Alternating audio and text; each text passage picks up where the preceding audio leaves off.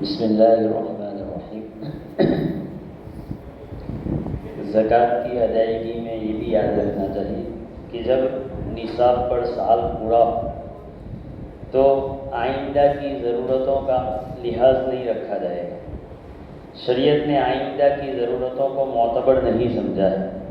مثلا گزشتہ رمضان میں کوئی آدمی نصاب کا مالک تھا اور اس سال بھی رمضان میں وہ نصاب کا مالک ہے تو اس پر زکوٰۃ فرض ہو گئی، لیکن اس کو ان پیسوں سے رمضان کے بعد کوئی کام کروانا ہے، مکان بنانا ہے یا بیٹے یا بیٹی کی شادی کروانی ہے یا کوئی دوسری ضرورت ہے، تو ان ضرورتوں کا لحاظ نہیں کیا جائے گا اور رمضان میں اس کے پاس جتنا بھی مال ہے اس پر زکوٰۃ فرض ہو جائے گی۔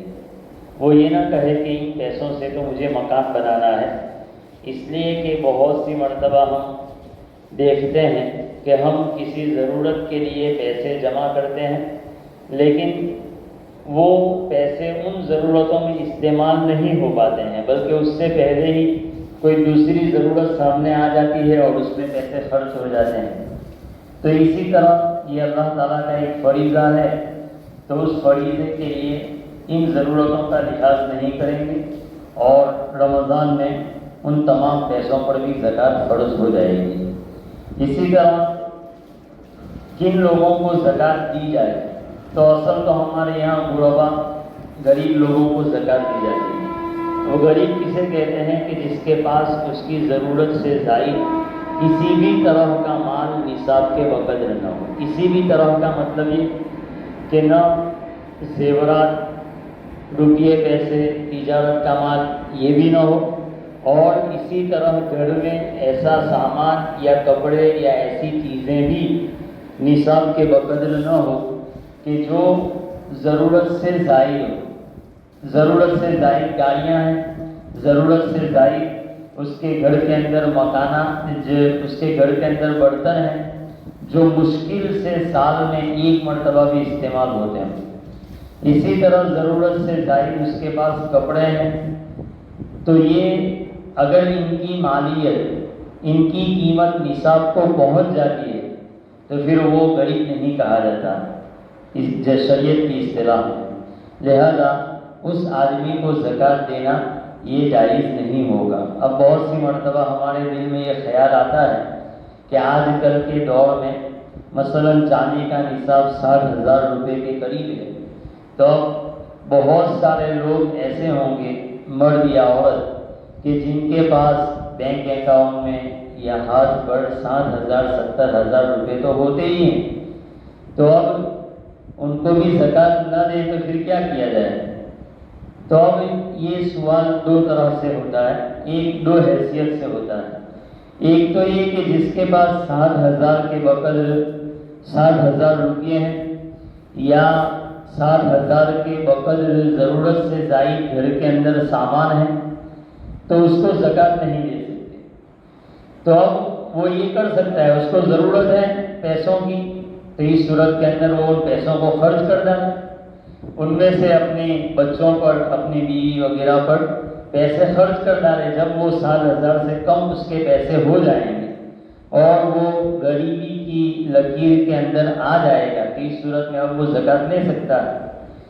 یا پھر دوسری صورت یہ ہے کہ وہ کسی سے قرض لے لے، اگر سامنے کوئی ضرورت ہو تو اس کے پاس 70-80 ہزار روپے ہے اور اس کے سامنے مکان وغیرہ کی ضرورت ہے تو اس صورت میں وہ ان پیسوں کو مکان کے اندر خرچ کر ڈالے یا پھر کسی سے قرض لے لے۔ جب وہ مقروض ہو جائے گا تو اب وہ زکوٰۃ لے سکتا ہے، بھلے ہی اس کے پاس 80,000 روپے ہیں لیکن اس نے کسی کے پاس سے 1 لاکھ 2 لاکھ روپے قرض لے لیا تو اس صورت میں اب وہ زکوٰۃ لے سکتا ہے، اس لیے کہ اس کا قرض اگر منہا کیا جائے، بات کیا جائے تو اس کے پاس کچھ بھی نہیں بچتا ہے۔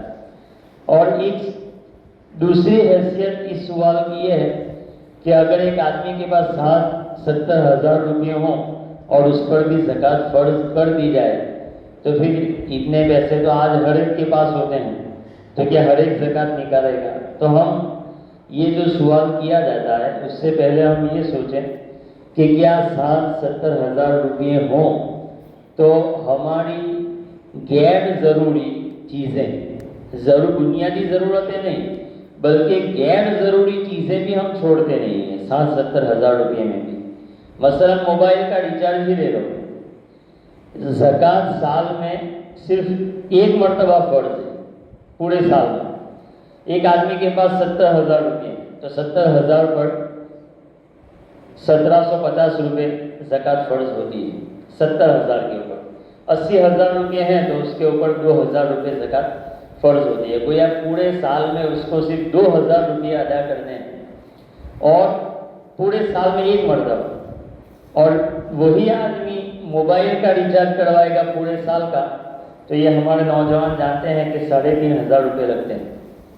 تو وہ 3500 کا موبائل کا ریچارج کروا سکتا ہے سال کے لیے اور پورے سال میں ایک مرتبہ 2000 روپے اللہ کی خاطر دینے ہوں تو اس کو سوال ہوتا ہے کہ یہ زکوٰۃ فرض ہو گئی اس آدمی کے اوپر، بیچارے کے پاس صرف 80 ہزار روپے ہیں. تو یہ صحیح نہیں ہے. جب شریعت نے آپ کو نصاب کا مالک قرار دیا ہے تب آپ پر زکوٰۃ فرض ہو جاتی ہے تو اس کا بھی خیال رکھنا چاہیے. تو یہ ایک مسئلہ ہے کہ کن لوگوں کو زکوٰۃ دی جائے اور زکوٰۃ کا مالک بنانا یہ ضروری ہے. لہذا بہت سے لوگ ایسے ہوتے ہیں کہ کسی کے ذمے ان کا قرض ہوتا ہے. اب وہ یہ پوچھتے ہیں کہ فلاں کے پاس سے 10,000 روپے قرض لینا ہے لیکن وہ دے نہیں رہا ہے. تو کیا ایسا کر سکتے ہیں کہ زکوٰۃ جو میرے ذمے لازم ہے تو میں اس کا قرض معاف کر دوں اور یہ 10,000 روپے زکوٰۃ کے اندر شمار کر لوں؟ تو یہ صحیح نہیں ہے. اس لیے کہ زکوٰۃ کی ادائیگی کے وقت نیت کرنا یہ ایک ضروری ہے. بغیر نیت کے زکوٰۃ ادا نہیں ہوگی. اور آپ نے جب اس کو 10,000 روپے دیے تھے اس وقت آپ نے زکوٰۃ کی نیت نہیں کی تھی. اگر 10,000 روپے دیتے وقت ہی آپ نیت کر لیتے کہ یہ زکوٰۃ ہی کی نیت سے دے رہا ہوں تب تو کوئی مسئلہ ہی نہیں تھا، آپ کی زکوٰۃ ادا ہو جاتی.